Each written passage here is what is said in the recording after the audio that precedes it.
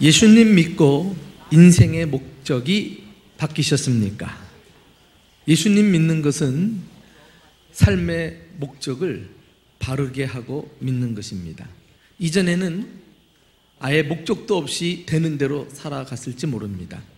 또 목적을 가졌으나 올바르지 않은 목적을 따라서 살았을지도 모릅니다. 참된 인생의 목적은 하나님을 경외하는 것이라고 성경은 말씀합니다. 전도서 12장 13절에 하나님을 경외하는 것이 모든 사람의 본분이니라. 삶의 목적이 하나님을 경험하는 것임을 분명히 말씀합니다. 오직 인간만이 하나님을 경외하도록 하나님의 형상을 따라 지음받았습니다. 우리가 하나님의 형상을 따라 지음받았다는 것은 하나님을 알 수 있다는 것입니다. 하나님과 인격적 교제가 가능한 존재로 지음받았다는 것이죠.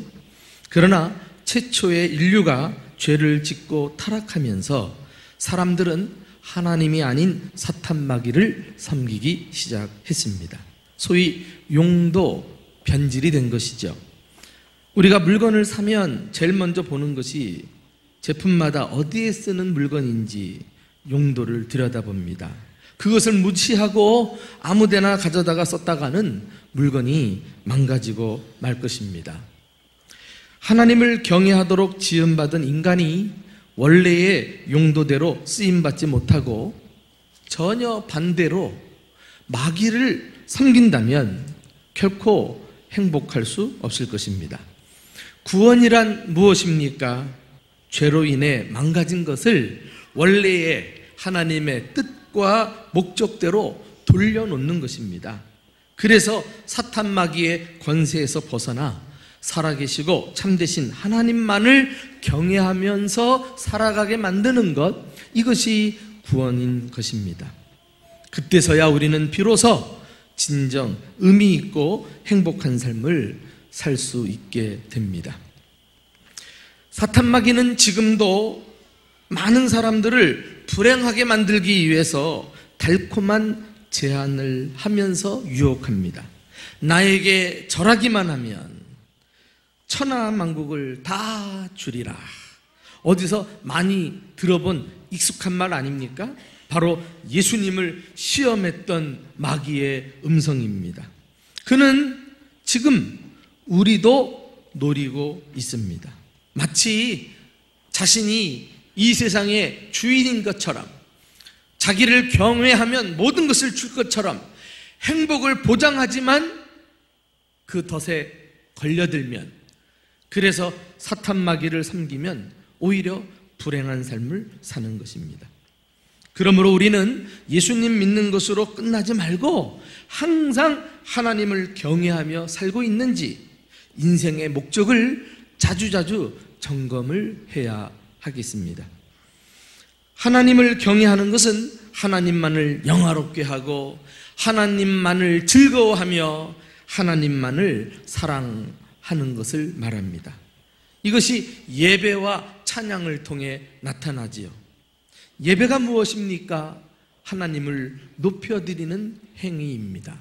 예배라고 하는 영어의 단어 자체가 worship이라고 해가지고 가치를 인정해드리다, 그 가치 있는 분 앞에 절하다, 이런 뜻을 가지고 있거든요. 그러니 하나님께서 당신이 인정을 받으시고 또 그 앞에 절하는 예배자들을 보시면서 가장 기뻐하십니다.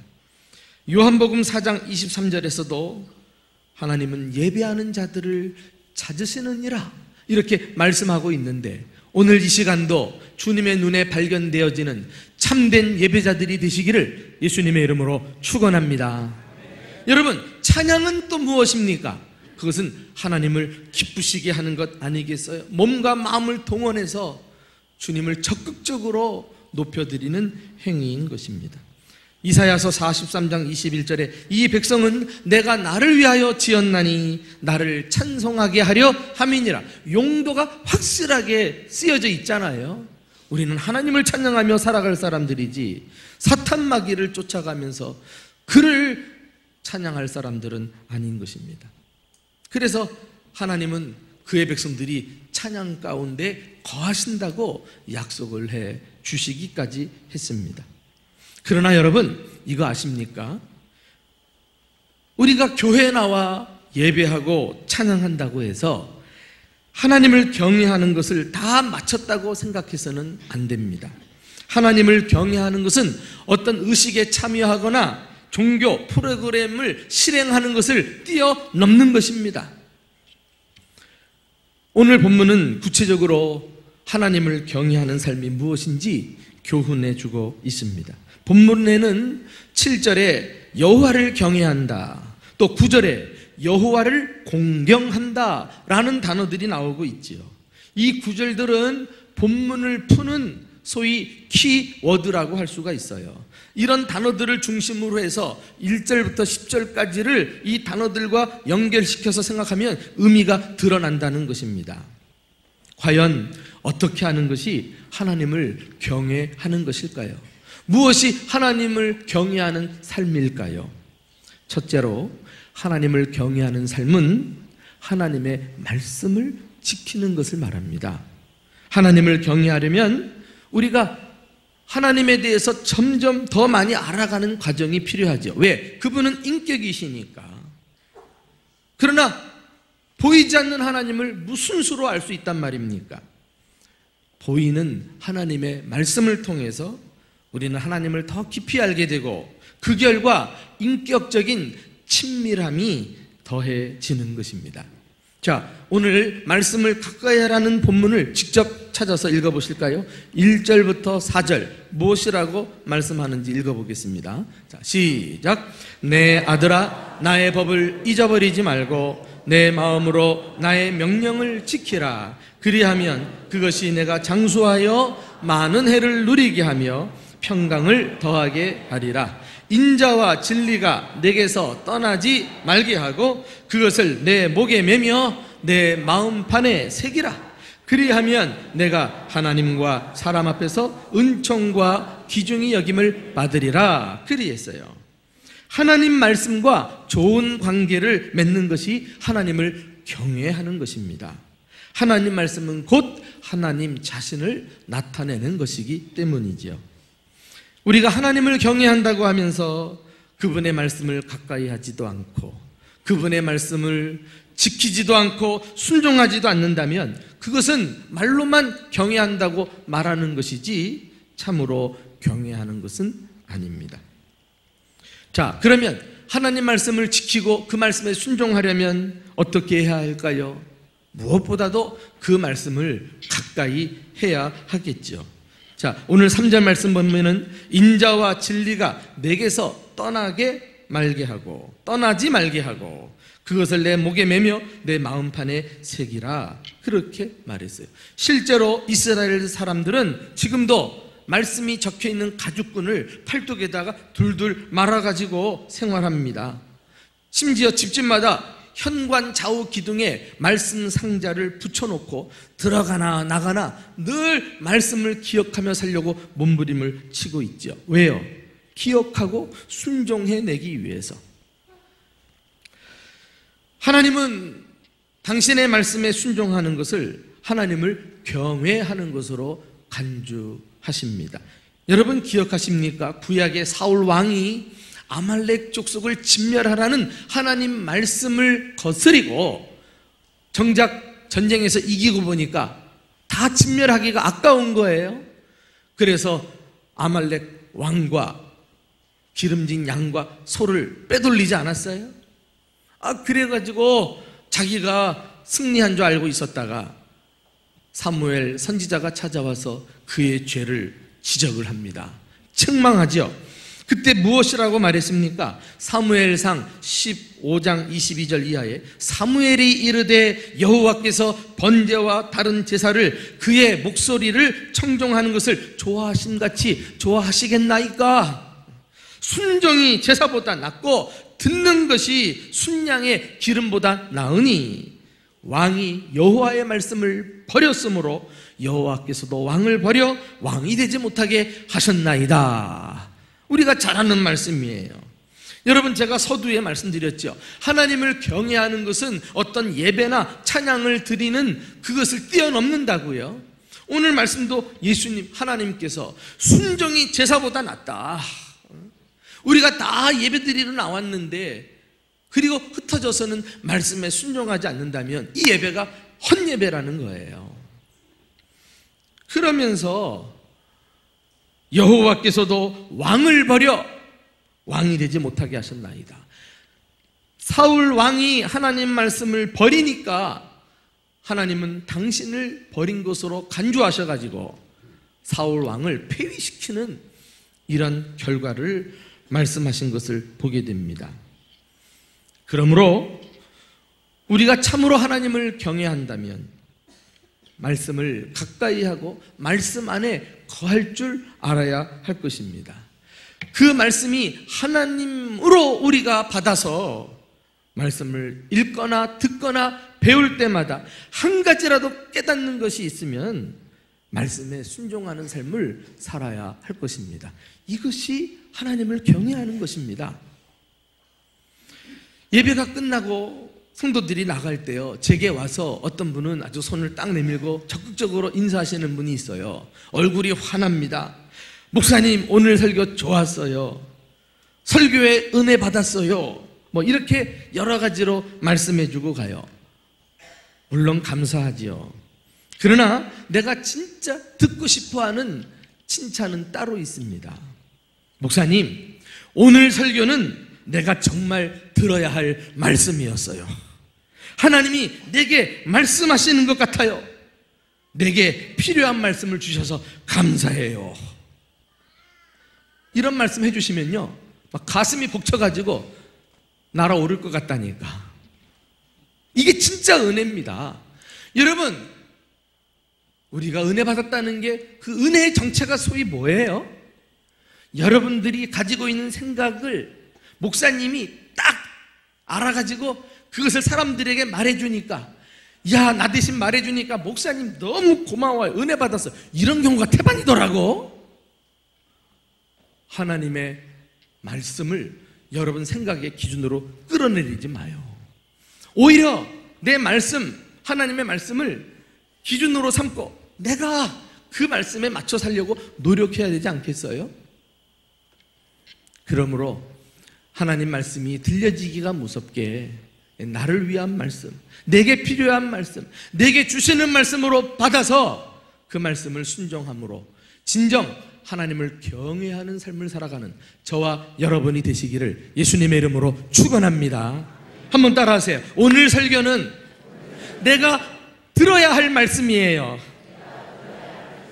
하나님이 내게 주시는 말씀 같아요. 내게 필요한 말씀 주셔서 감사해요. 이제 아시겠죠? 네. 이렇게 은혜 받는다고 받았다고 오시면 내가 정말 기뻐할 것 같아요. 두 번째, 하나님을 경외하는 삶은 하나님이 미워하는 악에서 떠나는 것을 말합니다. 자, 그와 관련된 내용이 5절부터 8절까지 있습니다. 자막을 보면서 함께 읽어보실까요? 시작. 너는 마음을 다하여 여호와를 신뢰하고 내 명철을 의지하지 말라. 너는 범사의 그를 인정하라. 그리하면 내 길을 지도하시리라. 스스로 지혜롭게 여기지 말지어다. 여호와를 경외하며 악을 떠날지어다. 이것이 내 몸에 양약이 되어 내 골수를 윤택하게 하리라. 이 구절의 구조를 보면은요, 대조법을 사용하면서 어떤 한 의미를 강조하고 있는 것을 봐요. 예를 들면 여호와를 신뢰하는 것, 그리고 내 명철을 의지하는 것, 이거 대조가 되고 있죠. 범사의 하나님을 인정하는 것, 또 스스로 지혜롭게 여기는 것, 이것도 서로 대조가 돼요. 마지막으로 여호와를 경외하는 것, 그리고 악을 행하는 것, 이거 다 서로 대조가 되는데요. 그러면서 두 가지 삶의 스타일을 강조하고 있는 내용을 봅니다. 예를 들면 여호와를 신뢰하는 것하고 범사의 하나님을 인정하는 것, 그런 사람이 결국은 여호와를 경외하게 되거든요. 그런데 내 명철을 의지합니다. 그리고 스스로 지혜롭게 여깁니다. 그러면 악을 행하게 된다는 것을 말씀합니다. 일반적으로요, 내 명철을 의지하는 사람, 꾀가 많은 사람입니다. 또 스스로 지혜롭게 여기는 사람, 똑똑한 사람을 말해요. 이런 사람들이 악을 행하는 것을 보게 되어요. 미련하고 멍청한 사람은 그 순발력이 없어가지고 악을 행하는 것도 어려워요. 그러나 하나님을 신뢰해 보십시오. 범사에 하나님을 인정하세요. 그러면 하나님을 경외하게 되고 악을 멀리하며 떠나는 사람으로 살게 되는 것입니다. 잠언 8장 13절도 여호와를 경외하는 것은 악을 미워하는 것이라 딱 규정해 놓았어요. 한번 따라합시다. 여호와를 경외하는 것은 악을 미워하는 것이다. 다시 강조하거니와 여호와를 경외한다는 것은 구호가 아닙니다. 입술에 고백으로 끝나서는 안 돼요. 구체적으로 하나님이 미워하시는 악으로부터 돌아서서 거룩한 삶을 추구하는 거, 그걸 보면 저 사람 하나님 경외하는 자다, 이걸 알 수 있다는 것입니다. 먼저 하나님을 경외하는 사람은 죄를 미워해요. 그래서 죄에 대한 태도가 예수 믿기 전하고 달라집니다. 죄를 심각하게 들여다볼 줄 알아요. 죄야말로 하나님과 우리 사이를 갈라놓으며 하나님으로부터 오는 좋은 것들을 차단하고 그리스도인으로서 영적 성장을 가로막는 아주 해로운 요소라는 사실을 그는 잘 알고 있습니다. 그래서 구원받기 전에는 죄를 쫓아 살았어요. 그런데 구원받고 보니까 이렇게 해로운 것을 내가 왜 쫓아 살리요? 그러면서 하나님만을 신뢰하고 범사에 하나님을 인정하면서 악을 떠나 하나님을 경외하게 되는 것입니다. 그러나 안타깝게도 이 세상은 죄를 대수롭지 않게 여겨요. 많은 사람들이 죄를 짓고도 심각하게 생각하지 않습니다. 그까지 정도야 실수도 할 수 있지. 그런 거 가지고 다른 사람들도 다 하는데 말이지. 살다 보면 그럴 수 있는 거 아니야? 핑계와 변명을 늘여놓기 일쑤입니다. 여러분, 우리가 이런 죄를 보통으로 여기는 이유가 뭐예요? 절대적인 기준이라고 하는 하나님의 말씀을 끌어내려가지고 인간의 수준에서 살려고 하기 때문에 모든 것을 상대적으로 상황에 따라서 편리하게 행동하다 보니까 죄를 쉽게 여기는 거 아니겠어요? 여러분, 그러나 죄는 죄예요. 크든 작든 하나님의 뜻에 어긋난 것입니다. 우리가 죄에서 떠난다는 것은 하나님 앞에 정직하게 서는 것을 말해요. 하나님의 기준에 도달하려고, 그 기준에 맞춰 살려고 몸부림치는 것을 말합니다. 그래서 하나님의 관점에서 내 죄를 보고 회개하는 거예요. 내가 범한 죄에 대해서 사람들이 어떻게 생각할까가 아니라 하나님이 어떻게 생각하실까, 이 마음을 갖게 되면 우리는 악을 떠날 수 있어요. 여러분, 그 유명한 다윗을 아시죠? 그는 출중한 하나님의 사람이요 왕이었지만 밧세바와 동침하고 그만 죄에 빠지고 맙니다. 1년여 회개하지 않고 죄를 끌어왔다가 나단 선지자를 하나님이 보내시고 죄를 깨닫게 하시자 그는 즉각 회개하는 열매를 맺어요. 이것이 다윗의 장점입니다. 다윗이 훌륭한 것은 그가 완전해서가 아니라 불완전함에도 불구하고 즉각 죄를 깨닫고 하나님 앞에 돌이켰다는 것. 아마 죄를 지적받았을 때 왕으로서 이 정도쯤이야, 다른 왕들도 다 그렇게 하지 않는가? 자기 높은 권좌에 올라가서 수많은 여자들을 거느리는 거 다반사인데 난 뭐 이 정도 가지고 변명하고 불쾌하게 여길 수 있을 거예요. 그러나 그가 죄를 깨달았을 때 정신을 차리고 보니까 제일 먼저 달라진 것은 죄에 대한 인식이 새로워졌다는 거예요. 어떻게? 그 죄를 참여하고 지은 시가 시편 51편인데 3절 4절을 한번 다 같이 읽어볼까요? 자, 시작. 무릇 나는 내 죄과를 아오니 내 죄가 항상 내 앞에 있나이다. 내가 주께만 범죄하여 주의 목전에 악을 행하였나이다. 내 죄가 항상 내 앞에 있습니다. 나는 죄인입니다. 알고 보니 의로운 자인 줄 알았더니 나는 범죄할 수밖에 없는 연약한 인간입니다. 그러면서 자기가 행한 죄를 뭐라고 말해요? 주께만 범죄하여 주의 목전에서 악을 행했다. 그동안에는 사람들만 의식했어요. 우리아와 밧세바와 그에게만 잘못한 줄 알았는데 죄에 대한 올바른 인식을 갖고 보니까 먼저 하나님께 내가 죄를 범하였나이다. 하나님 앞에서 주님이 보는 관점으로 자기를 들여다보니까 이거 큰 죄를 지었거든요. 거기서부터 진정한 회개가 터져 나오고 우리가 하는 그 위대한 다윗이 탄생하게 된 것입니다. 나를 구원하신 하나님, 나를 사랑하시는 하나님께서 내 죄를 보시면 얼마나 안타깝고 가슴 아파하실까? 이런 안타까움과 가슴 아리를 가지고 하나님 보는 관점으로 내 죄를 바라보면서 함께 나도 또한 아파할 때 하나님, 나도 주님 앞에 죄를 졌어요. 나는 거룩한 하나님의 사람이어야 되는데 내가 죄를 보통으로 여기고 세상 사람들 같이 따라 살다가 내가 하나님을 슬프게 했네요. 나가 이렇게 연약한 자입니다. 나를 불쌍히 여기시고 다시 은혜를 베푸사 그 자리에서 돌이켜 회개하고 돌아오는 나를 받아주세요. 다시 한번 살려주세요.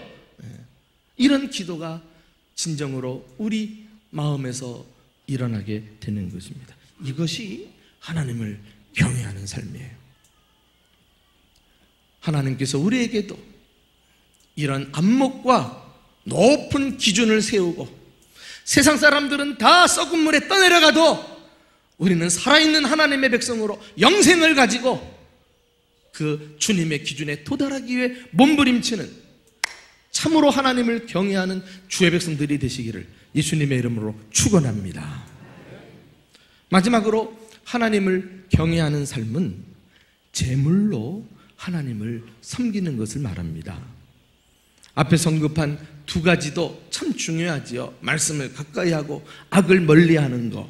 그런데 이 세 번째 특징은 하나님을 경외하는 가장 확실한 특징이면서도 많은 사람들이 소홀히 여기는 그런 특징이라고 할 수 있어요. 바로 제물에 대한 태도를 보면 그가 정말 하나님을 경외하는 사람인지 알 수 있어요.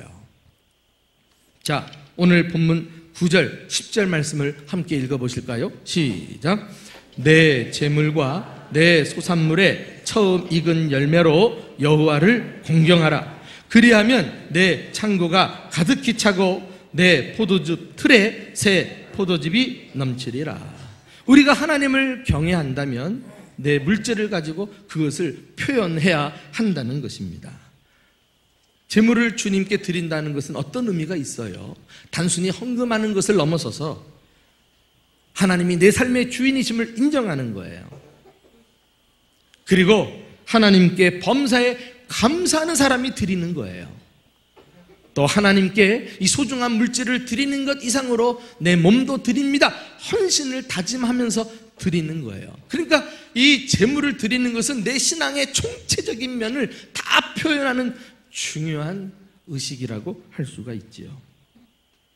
그런데 이 제물을 주님을 위해서 드리려고 하면은 우리의 가치관이 바뀌지 않으면 불가능해요. 잠언 22장 1절 말씀 한번 좀 다 같이 읽어볼까요? 성경에서 제시하는 가치관이 무엇인지. 자, 시작. 많은 재물보다 명예를 택할 것이요 은이나 금보다 은총을 더욱 택할 것이라. 이 구절은 우리에게 무엇이 정작 중요한지를 확실하게 보여주는 말씀인데요. 많은 재물보다, 소유를 말하잖아요. 그보다 중요한 것은 명예라는 거예요. 명예는 이름값을 하는 것을 말합니다. 그 사람의 존재됨을 말해요. 그래요, 소유보다 존재가 더 가치 있고 중요한 거예요. 우리는 많이 모으려는 것보다도 내가 진정 어떤 사람이 되느냐에 대해서 관심을 기울여야 그게 참된 삶을 살아가는 그리스도인이라고 할 수 있어요. 은이나 금보다 은총을 더욱 택할 것이라. 하나님의 은혜를 더 귀하게 여기라는 것 아니겠어요? 은이나 금은 눈에 보이는 그런 가치를 말합니다. 눈에 보이는 것보다도 눈에 보이지 않지만 더 중요한 가치가 있다는 거예요. 하나님의 은혜, 하나님의 나라, 주의 복음, 주님의 몸된 교회, 주님이 말씀하신 이웃을 사랑하는 삶을 실천하는 것, 이 모든 것은 돈으로 살 수 없을 만큼 중요한 가치를 지니고 있는 것이에요. 이런 우선순위가 확실하게 잡혀 있어야 하나님보다, 명예보다 다른 것을 앞세우지 않고 주님이 기뻐하시는 대로 내 물질을 기꺼이 드리며 사용하는 사람이 되어요. 이 순서가 바뀌어버리면 물질의 노예가 됩니다. 물질이 내 삶의 목적이 되는 거예요. 그러나 정함이 없는 재물에 소망을 두지 말라 그랬어요. 그것은 우리의 목적이 될 수가 없어요. 항상 변화무쌍한데 어떻게 거기에 마음을 두고 같이 불안하게 살아가겠어요? 우선순위가 분명하게 잡힌 사람은 물질을 목적이 아니라 수단으로 부릴 줄 아는 사람이에요. 그것을 사용하고 다스리고 그리고 나누고 베풀게 됩니다. 저는 여기서 하나님께 드림으로 하나님을 경외한다는 것을 나타내라고 해가지고 꼭 헌금만을 말씀하는 게 아니에요. 헌금을 비롯해서 돈에 대한 올바른 태도를 지금 말씀하고 있는 것입니다. 예수님도 물질에 대해서 가장 많이 교훈하셨죠. 어떻게 해요? 마태복음 6장 24절을 한번 다 같이 읽어보실까요? 자, 시작. 한 사람이 두 주인을 섬기지 못할 것이니 혹 이를 미워하고 저를 사랑하거나 혹 이를 중히 여기고 저를 경히 여김이라. 너희가 하나님과 재물을 겸하여 섬기지 못하느니라. 재물이 얼마나 강한 힘을 가지고 있느냐면은 하나님과 견줄 만큼 이 세상에서 유일하게 하나님과 견줄 수 있는 세력이 돈이라니까. 그러니까 주님께서는 우리에게 도전하는 거예요. 너 인생의 주인을 하나님께 둘 것이냐, 물질에 두고 살 것이냐, 너의 인생의 목적이 하나님을 경외하는 것이냐, 물질을 쫓아가는 것이냐, 결단해라. 이 두 가지 가치는 할 수 없다. 지금 이 말씀하는 거예요. 우리가 참으로 하나님을 경외한다면 이 물질에 대한 태도가 바뀌어서 더 이상 물질을 의지하거나 그것을 목적으로 살아가지 않고 수단을 삼고 하나님 기뻐하시는 쪽으로 기꺼이 물질을 쓸 줄 아는 데까지 나아가는 것입니다. 지난주 신문에 믿겨지지 않는 아름다운 기사 한 토막이 실렸어요. 91세 할아버지와 83세 할머니 부부가 평생 과일 가게 하면서 모은 전 재산을 가난한 학생들을 위해서 고려대학교에 기부했다는 기사입니다. 1960년 서울 종로 5가에서 손수레 노점으로 시작해서 이분들은 교통비를 아끼려고 매일 새벽 1시간씩 걸어가지고 도매시장에서 과일을 떼와서 팔았어요. 밥도 아까워서 노점 근처 식당 일을 도와주고 해장국 한 그릇씩을 얻어 먹었다고 합니다. 그래서 돈이 모아지면 대출을 보태서 1976년에 청량리 상가 건물 한 채를 산 것으로 시작해서 건물 하나하나씩을 사들이기 시작을 했어요. 그런데 왜 이분들의 이야기가 우리 사회를 놀라게 했을까요?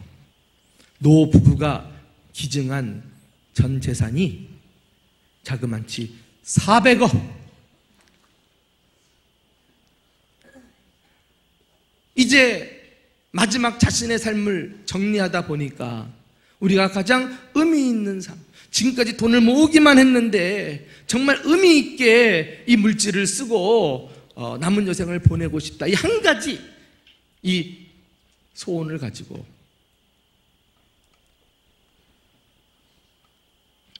고려대학교에 기증을 했어요. 개인 기부자로는 고려대학교 역사상 최고 액수라고 합니다. 그리고 60이 가까운 두 아들 내외도 기꺼이 부모님의 뜻에 동의를 했다는 거예요. 대단한 집안입니다. 김영석 할아버지와 양영애 할머니 부부. 나는 이분들이 신자인지 교회를 다니는지 알 수는 없어요.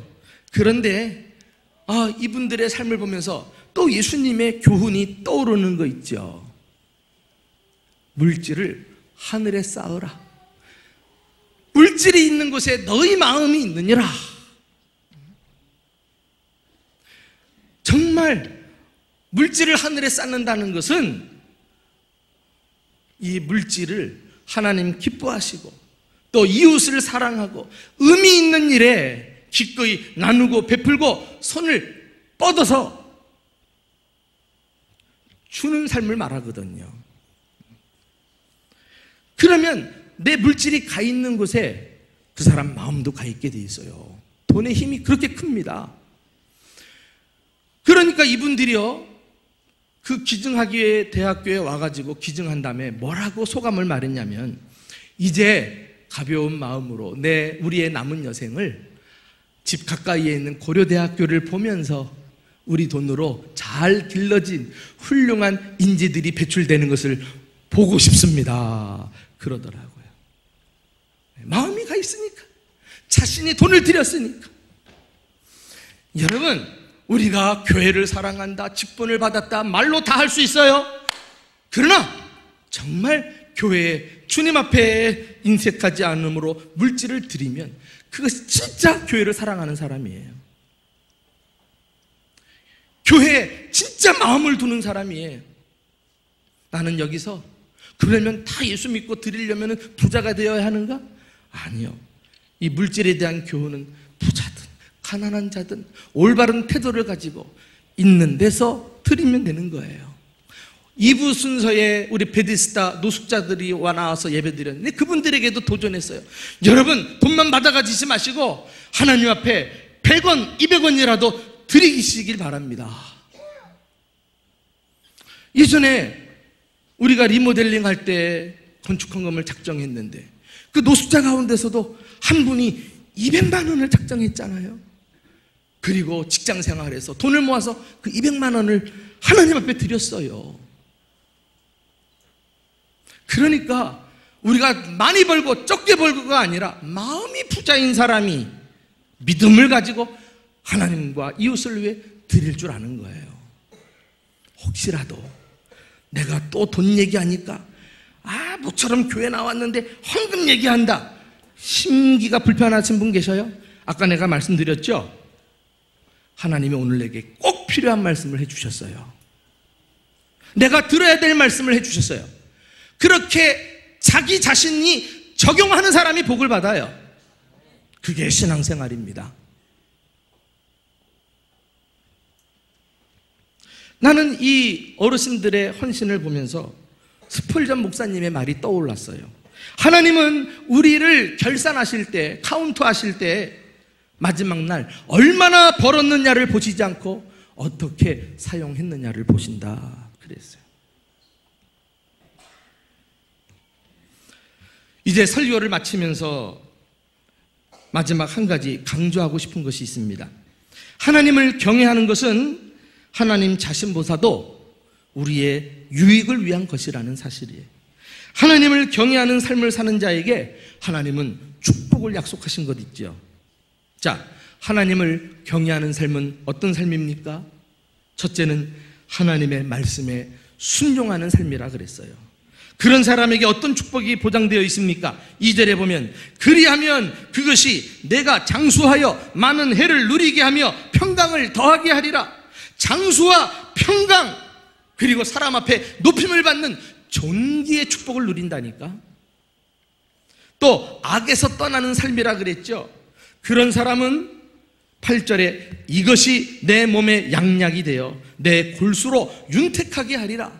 우리가 거룩한 삶을 살고 죄를 멀리하면 내가 영육간에 건강해지는 축복을 누려요. 죄 짓는 사람 보세요. 마음이 편할 날이 있는가? 그러니 속에서 골마 터지는데 어떻게 건강하겠어요? 마음이 평안하고 의로워야 건강한 거 아니겠어요? 또 하나님을 제물로 섬기는 삶이라 그러지 않았어요? 그런 사람에게 어떤 축복이 있습니까? 10절에 그리하면 내 창고가 가득히 차고 내 포도주 틀에 새 포도즙이 넘치리라. 드리면 돈이 자꾸 빠져나가서 궁핍하게 될 줄 알았는데 이게 웬일입니까? 부족함이 없이 물질을 공급해 주신다고 약속하고 있어요. 장수와 평강과 존귀, 건강과 부요함, 사람들이 그토록 얻고자 하는 것들이 아닙니까? 그러나 이것들은 인간이 노력해서 얻는 게 아니에요. 이 모든 것이 하나님을 경외하는 것과 연결되어 있음을 깨달아야 하겠습니다. 하나님은 복의 근원이 되셔서 당신을 인생의 주인으로 인정하고 그 앞에 경외하며 사는 자에게 이 복을 부어주실 줄로 믿습니다. 부디 올바른 인생의 목적을 가지고 하나님만을 경외하면서 약속하신 축복을 이 땅에서 받아 누리는 저와 여러분이 되시기를 예수님의 이름으로 축원합니다.